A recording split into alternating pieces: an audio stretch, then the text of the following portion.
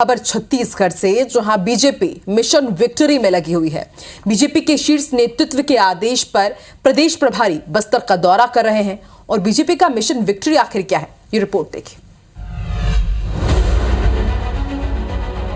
छत्तीसगढ़ में लगातार 15 साल सत्ता में रहने वाली भाजपा 2023 में वापसी के लिए एड़ी चोटी का जोर लगा रही है। खासकर बस्तर में भाजपा ने पूरी ताकत झोंक दी है। प्रदेश प्रभारी ओम माथुर बस्तर के सभी 12 विधानसभा क्षेत्रों में हेलीकॉप्टर से धुआंधार दौरा कर रहे हैं और ओम माथुर के दौरे पर कांग्रेस नेता जमकर हमला कर रहे हैं। पूरा संगठनात्मक दौरा है, संगठन को रिव्यू करना, हर कार्यकर्ता को कोई न कोई काम देना, बूथ सशक्तिकरण का काम करना, बूथ ग्रेडेशन का काम करना, हर बूथ कमेटी में सोशल और भौगोलिक दोनों इक्वेशन देखना, इसी काम के लिए वो सड़क मार्ग से अब दौरा नहीं कर पा रहे हैं शायद, इसलिए उनके लिए हेलीकॉप्टर की व्यवस्था की गई है।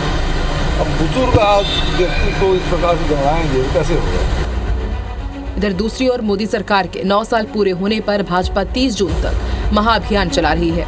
इसी सिलसिले में केंद्रीय मंत्री अर्जुन मुंडा रायपुर पहुंचे, लेकिन कांग्रेस ने यहां भी भाजपा को घेरने में कोई कोर कसर नहीं छोड़ी।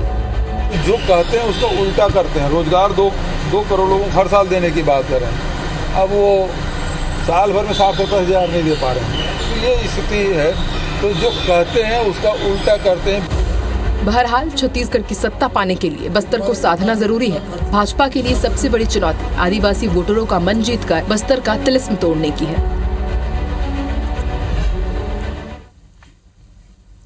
तो अब सवाल ये है कि आखिर बीजेपी का मिशन विक्ट्री है क्या? आइए अब इसे डिकोड करते हैं।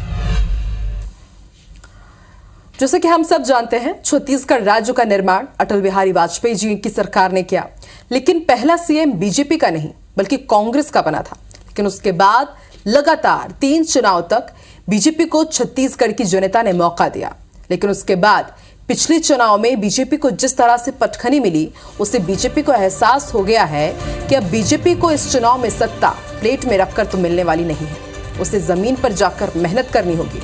लेकिन एक दिक्कत और ये है, वो ये कि बीजेपी का आजमाया हुआ हिंदुत्व का कार्ड छत्तीसगढ़ में कामयाब होगा, इसकी संभावना बेहद कम नजर आ रही है।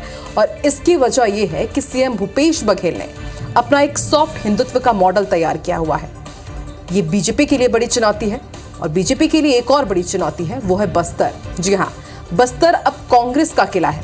इस किले में कैसे सेंध लगाएगी बीजेपी, ये बड़ा सवाल है। और अंतिम बात, कांग्रेस के पास चेहरा है, तो वहीं बीजेपी बिना किसी चेहरे के साथ चुनाव लड़ने जा रही है और इसका उसे नुकसान भी हो सकता है।